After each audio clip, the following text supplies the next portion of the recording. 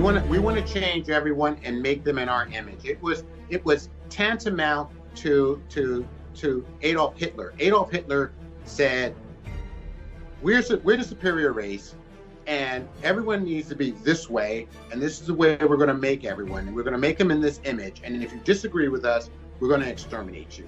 And I'm like, guys, this is happening to everyone. I need you to wake up to understand what's going on. You're talking about 15,000 children being separated at the border. Do you understand that they separate 500,000 children in America annually? This is an adversarial relationship. If CPS comes into your life, you might as well, even though it's on the civil side, you might as well treat it like a criminal case. Keep your mouth quiet, get a lawyer. You're not going to talk yourself out of it. The only way you're going to get out of it is to fight your way out of it. And that's just it. It's designed to take your child. I'd like to play the clip from the news of this woman. This is where somebody sent this to me, and this is how I found you. Thanks so much for joining us here tonight at 7. We begin with a group fighting for reunification of children who they say were legally kidnapped, and that group has now won its first case in court. It all started when Amanda Weber's 10-month-old son was taken away by Child Protective Services for what it called medical neglect. Our Karen Scullen is in our newsroom tonight, and Karen, this group is kind of hoping their efforts can lead to some changes in state law now. Absolutely. This is just the beginning for the Family Preservation Foundation, but it was a 4-month battle. Founder Dwight Mitchell says never should have happened. He's fighting for change, and he hopes it starts with the case of Amanda Weber. Amanda Weber was thrilled the day she got her baby back, but she missed a lot in 4 months. I'd look at the foster mom and I said, he's walking now? And she's like, yeah. And it was so devastating. It was 120 days of pure hell, at least 6 hearings in front of a judge, and again she was told, no, you are not a fit parent due to medical neglect. 2 pieces of information from 2 hospitals, from Children's Hospital and from St. Cloud Medical Center, that said her son was okay. Yet still she filed a petition to remove him from the family home. I wasn't innocent till proven guilty. I was guilty until proven innocent. It all started in May. Amanda brought Xavion to Children's Hospital for a cough. Doctors determined Xavion was fine and stable. After a long wait for another doctor, Amanda wanted to go home and signed that she was leaving against medical advice. But the next day, Xavion was immediately taken away by CPS for medical neglect. It was the start of a months-long battle with CPS. He didn't need any medication. There was nothing wrong with him. He just had a cold. And so this started a chain reaction, and when we proved to social services that there was nothing wrong with the child, they still wouldn't relent. Dwight Mitchell calls this legal kidnapping. It happened to him. It happened to Amanda Weber, and Mitchell says it happens all the time. It's not unique to Amanda. As a matter of fact, it is the norm. I have another mother who is going through the same situation right now. Last week, Xavion finally went home. The trial judge ruled that disinformation was used to continue the hold, and that the petitioner had failed to prove by clear and convincing evidence that the child is in need of protection. I'm not against CPS. I'm against CPS in its current form and its laws. The current system is antiquated. It needs to be abolished. The disparity in the system needs to be eliminated. But it took 120 days, a mother and baby separated for 4 months, for what appears to be only allegations that in the end were proven to be false. I'm frustrated, I'm angry, and I'm on a mission to help bring about change. Okay, so what did the judge do? I mean, you really helped her, and this is your first one that you got off the hook, right? Your first case that you won. Is this the first time anybody's won against the government? Okay. I can't say that, but I can tell you this. It's the first case that I know about that has gone to trial in 60 days that has won in Minnesota. And here's what you're going to find. It's what I found scary. And this is why I said I had to prove to people what was going on. Well, you got to tell us what the judge said, too. I'm going to tell you exactly what the judge said. But what made me have to prove this is that I went to judiciary and I learned that in the last 5 years, there have been over 37,000 cases that have new cases that have been brought before the court. Social workers are supposed to bring a case before the judge and have a trial where they substantiate their allegations in under 60 days. In the last 5 years, this has been done 435 times. There's only been 435 trials out of 37,000 in the last 5 years that went to trial. Mine is the only one I think that has won. And even though we won, the judge admonished our client as immature because she wouldn't agree to services. And she's like, I'm not going to agree to services that I don't need. He says things would have gotten a lot better. She was a good mother, right? She took her baby to the hospital for a cold. And the doctor said the baby was fine. Nothing was wrong with the child. And they brought in all these doctors. Was she poor? She was poor. And she had 3 children. And she was on government assistance. And it was a timing thing. And when I say timing, she just, all things happen for a reason. I just believe that. The Lord probably brought her into our life at this appropriate time because I was trying to tell people what was going on and people wouldn't listen. So I said, okay, I'm going to prove it to you. And she just happened to call me like that day or the next day when I said, I got to do a case. And then she just happened to call and they had just taken her child. I was like, perfect. That's what I need. I need to get the word out to people. And I'll come back to this later on. I can be the most effective if you call me when they immediately take your child. And that's when I can almost always win, not unless you really did something wrong. Like they raided your house and you had 50 pounds of heroin or something like that. Well, then you don't even want to help them, right? I mean, it's a different story. I tell people like that, I can't help you. I'm sorry. I'm trying to help, what I feel people who are unjustly accused. So she called me. She told me her story. I said, fine, I'm going to take your cases. So I was working with her from the day they took her child till I got that child back in 60 days. And if I can work with 90% of the parents like that from like day one till they get your child, I can get their child back in 60 days. Because I said, this is an adversarial type relationship. It's the county against us. Let's go. Put up your dukes. Well, and the interesting part is the judge got so angry because does the judge get paid? I mean, what is the deal? Why wouldn't the judge be happy that the child is going back in the mother's care when there's no proof the mother is anything but a good mother? Because I'm going to find this clip. I need to find this clip and send it to you. The social workers are actually trained by the judiciary on what they need to say and how they need to fill out the forms in order to get the Title IV funding from the government. And they need to get an order from the judge saying the child is in need of protection or services at the first court hearing. If they do that, they automatically get the Title IV funding. So the judges are in on it also. The judges in Minnesota are like, you don't have to substantiate anything. I'll give you 60 days to substantiate the allegations. But I'm finding this child in need of protection and services. I'm putting him in foster care. Bingo. Federal funding kicks in. So in my humble opinion, the judges are in on this also. They're all drinking coffee out of the same pot. They're getting paid. They're getting paid. They're getting their salaries. There are good judges.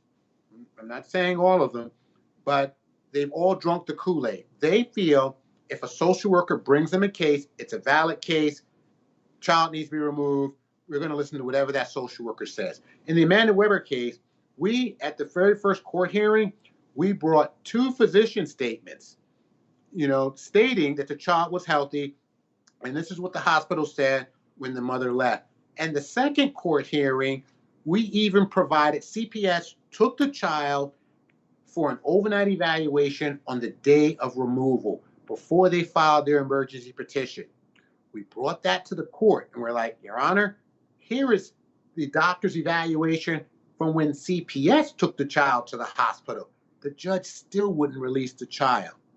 Still was trying to get CPS some way to figure out how to keep that child and get the federal funding. When I say that the whole process was bizarre, I thought mine was bizarre, but I proved just how bizarre it is. And I'm literally going to publish every single document. I'm working on it now. I just did a video of Amanda Weber, and that's ready to go along with her case and her documents. But I'm going to be like, here's why the child was taken, here's the petition, and here's every single court document that was filed. And you're going to see yourselves that this was the most bizarre trial, or just proceedings, that the whole 60 days was like, no, we're not giving your child back. Why? All the doctors said my child was fine. No, I did not neglect my child. Finally, when the doctor specialist came in at court and said the same thing, the judge had to agree. Our attorney, Bill Moorman, was so flustered at the end of the trial, he actually said to the judge, and I quote, if you don't release this child after this hearing, you better have a very good reason for the appellate court for keeping this child when the state didn't substantiate the allegations of abuse. And the judge's head snapped up and he glared at the attorney, and he actually sanctioned our attorney $1,000, which was overturned on appeal because he was so mad that we won the case. It was like he like the judge. How dare you talk to me that way? I am your superior. Right. You're wrong. You're not my superior in ethics. Yeah, it's just crazy. Okay, so what you are going to talk about the history and how this was something that is planned. How did they plan this out? And we know that the boarding schools for the Native American children was part of the deal. It's a whole eugenics thing. I actually think COVID might be tied into some BS that they're doing. There's a lot of evidence and red flags there. But what did you find out as you researched this organization that seems to be on track? What's fascinating is the system was not created specifically to, in my humble opinion, it wasn't created specifically to bring in a disproportionate amount of minorities. Because when you look at when the system was first started, believe it or not, the majority of the people that were coming into the system were Caucasian. They were poor Caucasians, and they were people that the state felt would be better off with families that could provide. So it was not designed specifically to target Blacks or specifically to target Native Americans. We are a byproduct of how the system was designed. So it was like people who we feel are deserving will help out. People we feel are not deserving, we're going to take their children. Well, by the same people that run social services, that run the police departments and everything else, there is a socialization in America, and it is what it is. And that socialization and that caste and that hierarchy is what brings the disproportionality into the system. It's there, but by the grace of God, go I. If it wasn't for my parents, I wouldn't be where I am. Well, and what you're doing is confirming that the nuclear family, and I'm not into a man and a woman, there's a hierarchy there. I think it's an equal partnership because it is in my family and we did a pretty damn good job. And that's how I think it should be. So there's nothing wrong with that. A nuclear family where you have a loving parents that can raise children that you love and you nurture them. Now, the problem with, because we talked about Black Lives Matter, and I have no problem, Black Lives do matter. I mean, come on. The statement Black Lives Matter is great, but the organization Black Lives Matter is a Marxist organization that wants to break down the nuclear family.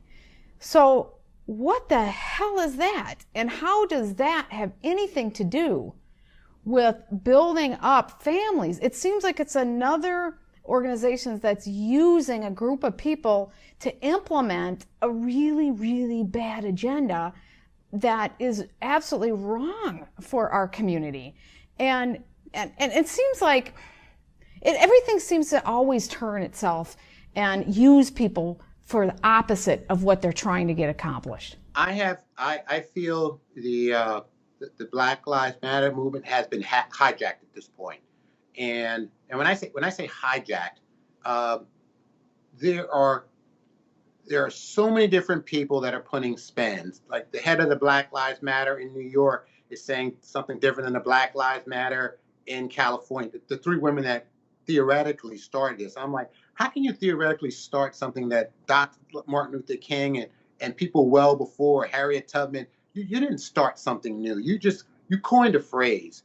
And now that phrase is being hijacked by people with ulterior motives. Exactly. You know, what we want is something that's all inclusive. We want justice and equality. We want to be treated the same way. I was talking to a friend of mine, and we were coming from the gun range, and I said, "Oh, let me lock my case and put it in the trunk of my car." And he's like, "Oh, you don't have to do that." And I'm like, "Bro, I'm black, you do. You're white. I'm telling you, they'll let you go. They are looking for anything. If I get stopped, they're looking for anything." I said, I won't get treated the same way. I remember Dave Chappelle on his show made that joke about they were, him and his Caucasian friend were doing marijuana. His Caucasian friend was driving, and the police officer let him off. And he said, if that had been me, I'd be in jail. So he was just, we just want something to be all inclusive. We want to be treated equally. I'm like, if you think that black people or natives or Hispanic or Mexican or anyone else doesn't love their children, doesn't want to take care of their family, all we want is the opportunity to succeed. It's the same thing that everyone wants. I've been to 108 countries, and I'm here to tell you, everybody is the same all over the world. We want to have a family. We want to have children. Well, not everyone wants to have children, but if we do have children, we want to be able to provide for our family. We want to have good jobs. We don't want to be excluded because of some biasness. And the reason we're having what people call Black Lives Matter is because you have separated the nucleus. You have literally, intentionally, and by law, you have taken 2.7 million, African American males, and you put them in jail. You are warehousing black people, and you can't put it any other way. I can't sugarcoat it.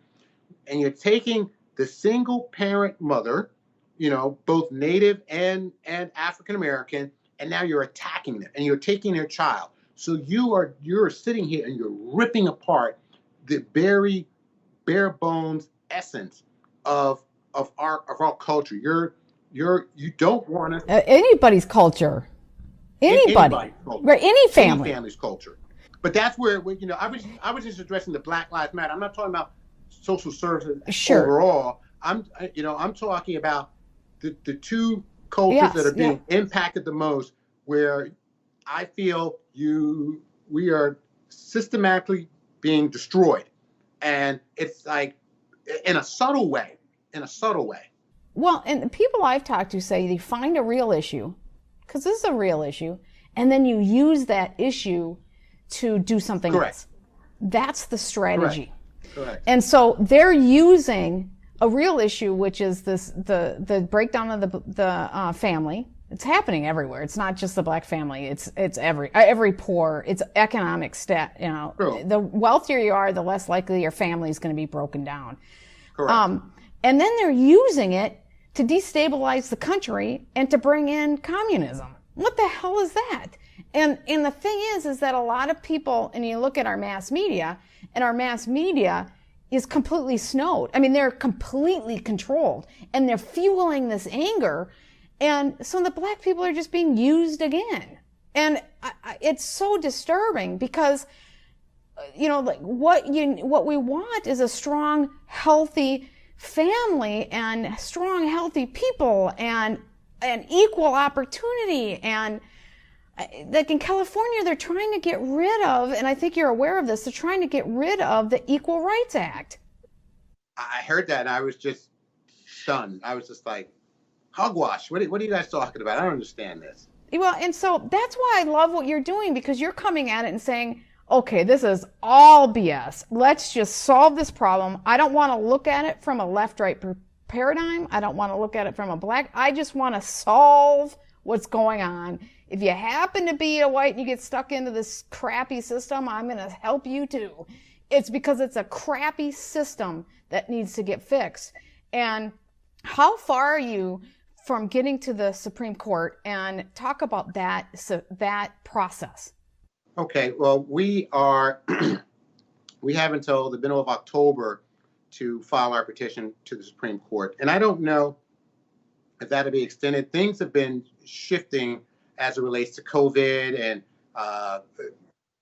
courts and, virtual courts. I mean, when we had our oral argument for the 8th Circuit, that was in March. And so, after, I think it was the 10th or the 11th, on the 16th, that's when everything locked down nationally, pretty much, as far as air travel and all of the stay-at-home orders and things of that nature. So we have until October. And what we are actually petitioning for, when I say the 8th Circuit,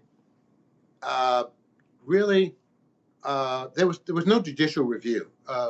When we received the 16-page opinion, we didn't know what to make about it. When I said didn't know what to make about it, we're like, wait a minute. We gave you a 141-page complaint with 24 causes of action, 24 sections of things that were done over the course of 24 months.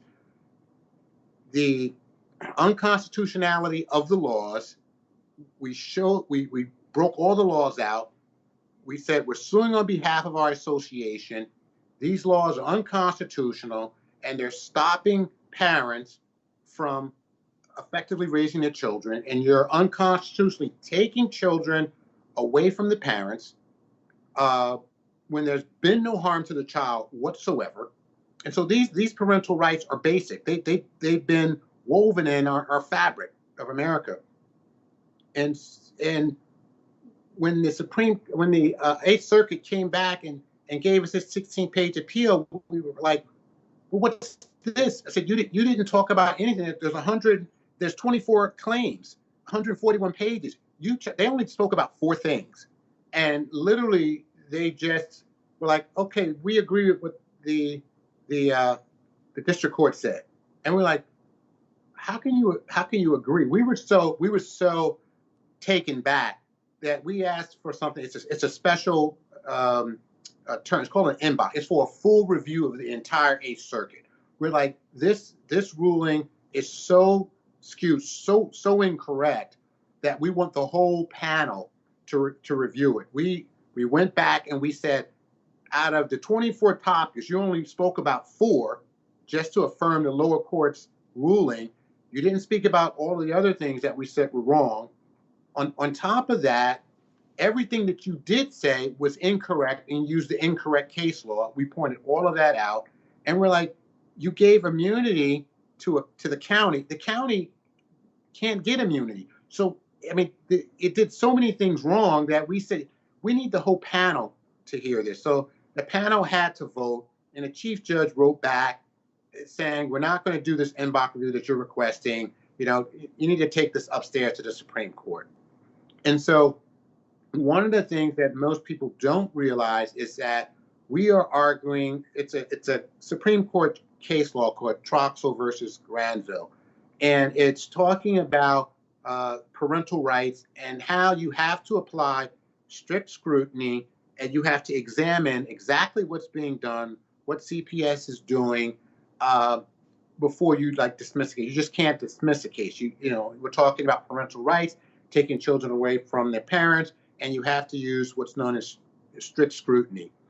The 8th Circuit came back and said, no, we're not going to use that case law, which was from the U.S. Supreme Court in 2000.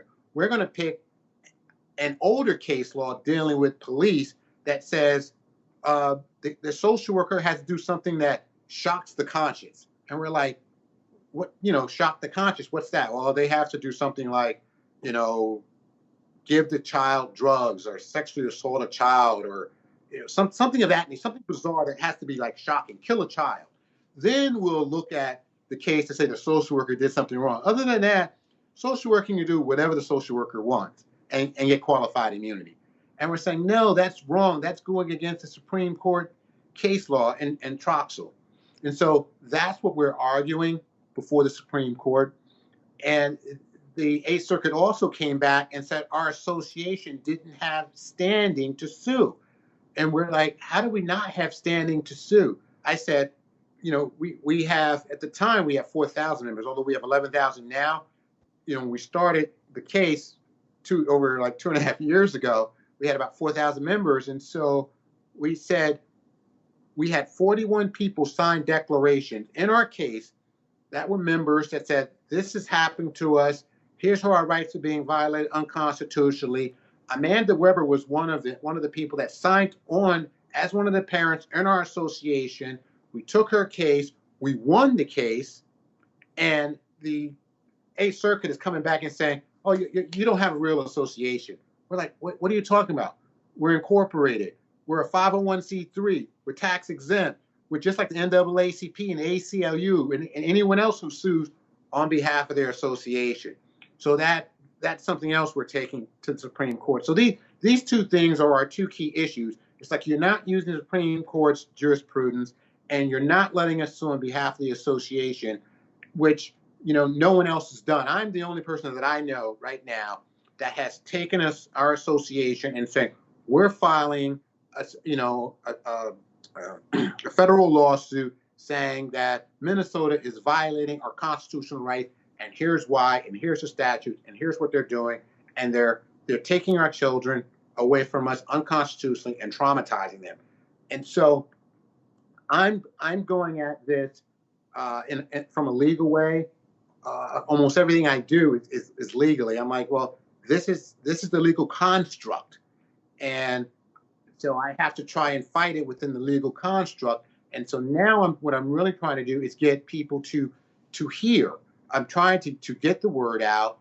A lot of people know about what's going on. We're about to put out a press release about going to the Supreme Court, and we need to get the companies. I need like Nike and Adidas and Apple and Google, and we're contacting all of these companies, and we're telling them all, here's what's going on. This is very important. We need everyone to be engaged. I'm like, we're trying to stop the 500,000 children that are being removed from their families across the United States every year. This is an American issue. It's not. It's horrific in Minnesota because they don't have to substantiate any of the allegations, but they're taking 500,000 children annually. And I said, what's even more, that's what they're taking in. They're investigating millions, and I don't have the study, the name of the study in front of me. It's on my website. But by the time a child is 18, 4 out of 5 children have had some dealing or investigation by CPS based upon statistics. And I have those statistics on my website, familypreservationfoundation.org. I have statistics for everything on my website. So don't listen to anything I say. Just go look at my website and go look at the stats and everything. I have links to everything I say. Everything I say, it's backed by state statutes, by case law. I'm not just speaking off the cuff like so many people do. Well, and you guys have a super lawyer, if you will, on your team, right? That's gone to the Supreme Court and won multiple times. Yes, Eric Cardell is a fantastic lawyer. We just got the Thomas More Society. The Thomas More Society is another large organization. They're headquartered in Chicago. They signed on as co-counsel also. They've been at the Supreme Court multiple times. Thomas More is taking on the religious liberty claims too. That is correct. That is correct. So They're very Yeah. big on it. They're fighting for the churches, which I love. Yeah. So they're Excellent. fighting for it. And here's what I don't want people to get caught up in. And I tell everyone that, because I was talking to the Human Rights Committee and civilliberties.org. And I've been calling. I've made over 200 phone calls so far concerning our case. And I'm like, people, this is not a Christian issue. This is not. Please, because HRC, the minute I say, well, Thomas More is co-counsel, they were like, oh, I'm like, listen, I understand your feelings. No. Yeah, I see what you're saying. They're just fighting for liberties and what's right under the Constitution and what people should have, fighting for your rights. Correct. And I'm trying to get everyone to understand this is a we problem. I said, if I can get this resolved, it will resolve everything. It will resolve the disparity. It will resolve the children being taken away unconstitutionally. I mean, I look at the Family First Act that was passed 2 years ago. I look at the second Family First Act that was just passed a few months ago. People talk about things not being done. Well, I tell you this. I said that Family First Act that Trump approved 2 years ago, that still hasn't taken effect in Minnesota because they still are saying we're still trying to figure out how to implement it. Well, the Family First Act is changing the model. It's a paradigm shift. It's like we're going to pay you federal money for keeping that child at home and providing services for that child at home, and not from taking that child out of home and putting that child in foster care. This is the first time in 24 years that any president has done anything relating to child protection services and CPS. I mean, the Clintons are the ones who did this, and everybody likes who they like. Some people like Hillary, some like Bill. I do not like the Clintons, and I look at the things they did. They created a lot of this. They created a lot of this problem. They created all of this, and I sit here, and I was listening to an interview with Bill Clinton, and I will give him this much credit. Before I heard this interview, I really didn't like him, but after I heard the interview, and he actually did a mea culpa. He said if he had any idea that signing that minimum sentencing act would have done what it had done to the minority community and the war on drugs and all of these minorities being put in jail, he said I would have never signed it. He said out of my entire legacy, that's one of the things I'm ashamed of. And when he said that, I was just like, wow. But do you believe him? Because if you look at what the Clinton Foundation did to the Haitians, I have a 6 hours worth of video with Ezeli Danto, which was was the lawyer for the first democratically elected president in Haiti, and she is an activist in Haiti, and she went through and detailed what the Clinton Foundation did and how they abused those people, and the 13 or 16 billion, I don't remember, was given after that earthquake and how it was used. And I'm telling you, I don't know how anyone can like the Clintons. After I heard that and what they did to those Haitians, if somebody still likes them, they need to listen to that show. And it's with Ezeli Danto, and she is a fighter for the Haitians. She's a black woman, but what they did down there to those kids and to those people, there is no excuse. So I don't know. I don't know. Well, I didn't say I was, pro Clinton. I was just saying. No, I know. I was surprised he did this mea culpa. And you're like, your question to me was, do I believe him? I'm like, no. I said I have. I think that our current structure, our current political structure, is the same serpent. And I'll call a cow a cow. That serpent has two wings. You got the Democratic Party on this side, and you have the Republican Party on this side. I agree Same with that. serpent. Each wing is trying to tell the other wing, I'm better than you. And they're both flapping that serpent forward at the same time. But I'm not even trying to bring politics into it. I'm sitting here saying this is really beyond politics. I really don't want to talk politics. You know what I'm saying? I want to help children. I agree with you. Yep. Don't you think Trump is the first president that seems like he actually is trying to make a difference on these basic things? He is the only president that I've seen that has done anything in the last 24 years. When he passed his Family First Act, through an executive order, because he couldn't get Congress to do anything. So, the House wouldn't do anything, and the Senate hadn't done anything for 24 years. And then when he came out with his second Family First Act 2 months ago, dealing with foster care, I'm like, no one has even addressed this. And people have been crying about this for years.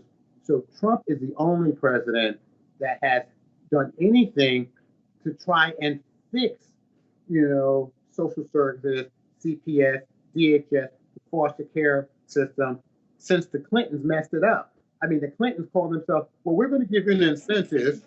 What, can't you see that's why so many people that are deep state and are,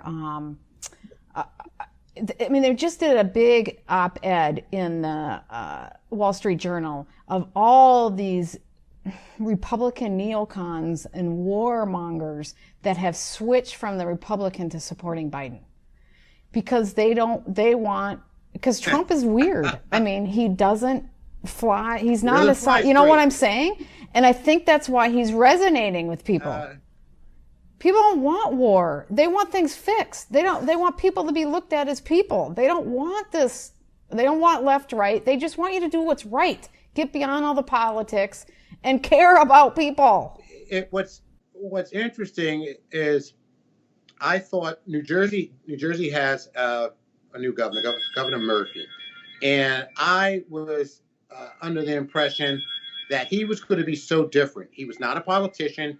He's a billionaire. He ran as a Democrat, saying, "I want to fix New Jersey," and so he's been in it now for 2.5 years, and I've sort of sat back and I cocked my head sideways, and I was like, "Wow!" I said, "Is it just politics in general? Is it when you get into the office, it makes you a certain way? I don't know, but he's doing no better job than anyone else that's been in office, Well, you're dealing with the swamp, and you're dealing with blackmail, and you're dealing with some serious creatures that have an invested interest in keeping it the way it is. And so anybody that seriously wants to change things really is up against a wall. And so you saw that, the Family First Act, he had to do an executive order to get something done that actually helps people. Correct. And it is what it is. So how can people get hold of you? Because I think it's really important what you're doing and helping families. I get so many messages over the years that CPS is messed up. And I mean, I've even heard people are taking politicians' kids just to be able to blackmail them. I had a person from California who was really into it, who told me about multiple cases where they've taken politician kids to blackmail them so that they would do what they want them to do. It is a crazy organization. So every state has some horrible stories that they can share. So what you're doing and going up to the Supreme Court level is phenomenal. So how can people get hold of you, and how can they help and give us your spiel? I will. It's funny you should talk about politician. I can't mention names because I promised him I would not. But there is a member of the legislature in Minnesota that CPS came after for something that was so idiotic. It was just bizarre. But when I say bizarre, he got out of it, and there were no charges filed. But they came to his house and started investigating him simply because the child was in the swing in the backyard. The neighbor called. The mother was in the garden, like 10 feet away. The neighbor didn't see the mother, thought the mother had left the child unattended in the backyard, and called CPS on one of the Minnesota legislatures.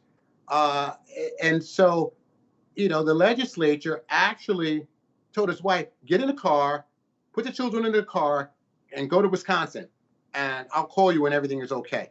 This is a legislator who knows how bad things are, told his wife, and he's a legislator, leave the state now, immediately, and don't come back till I tell you to. And so that told me that he understands how terrible Minnesota CPS is. And, you know, he had to finally prove, he says, here's the swing, here's the garden, here's what, he ain't had to walk CPS, and oh, okay, it was a misunderstanding. But it's people calling on other people. And so we're trying to help those people. So to answer your question succinctly, the name of our organization is Family Preservation Foundation, and our website is the same, familypreservationfoundation.org, all together, all lowercase, .org.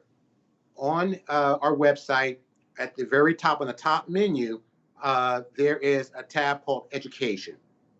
And I tell everyone, please look at the Education tab, because that's where you're going to get the most information. I mean, we have about us, you know, who's involved, the team, what we're trying to do. So we have our mission statement and everything else. But most of the people need help. And so I put this together to try and give them that help. So one of the very first things I want everyone to look at is my 35 key 35 key tips for defending yourself against CPS.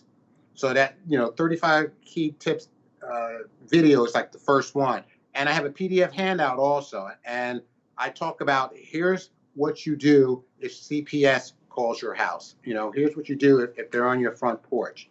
Then I go into... And this works for all across the country? All across the country. Then I talk about knowing your rights. I talk about your parental rights. Then I talk about enforcing your rights. And then I broke it down into training units. And I have 11 separate training units. Each one is between 35 and 40 minutes long. And I know it's a little long.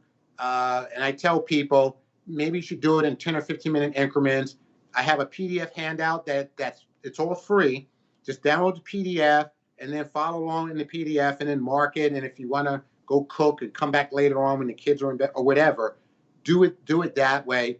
Break it up. The new ones I'm putting out at smaller measures, like 5 to 10 minutes. So, you know, here's how to ask for discovery, and here's how, you know, this works, and, you know, different sections of the timeline. So almost every state does things the same way in the first 30 days, and definitely the first 60. Almost all of them have to have a trial. So I talk about if they show up at your house, if they take your kids, the emergency removal hearing, what happens after that. And so I lay out everything from beginning to end, and generally tell people what to do. Now I'm going back and I'm saying, okay, here's 2 examples. So I'm using the Amanda Weber case as a detailed step-by-step example of every document that we filed. Here's our document, here's the county document. So you could look at both sides to understand how the case was argued and how we won. I'm going to put how I won my case, which I haven't done, but I'm going to literally put on there the motions that I filed, and I'm going to say, here's the first motion I filed, here's the memorandum, here's what happened, and here's how I got my kid back in 60 days from the time I started representing myself pro se. You know, every case is different, but the things I'm telling you span every single case across the United States. And I'm trying to push this out. You know, it's free. No one else that I know of is giving out this free information. The lawyers want to get paid. I can understand that. That's their job. And that's part of the reason we're having the issue we're having, is because like a doctor, you know, a patient cured is a patient lost. Same thing with a lawyer. You know, if I win the case quickly, if I get it dismissed, well, that's no more money for me. And I'm like, that is so short-sighted. I'm like, guys, they're taking 37,000 children, 7,000 children a year. I'm like, there are more than enough children to go around. Get these cases dismissed and go to the next one. Don't try and milk these parents. You know, Be good. You'll get more Exactly. work. Just be good at what you do and you'll have a flood Exactly. of work. I can't tell you how many God's calls we sake. get for lawyers. Okay. Well, thank you so much. You know, we get tons and tons.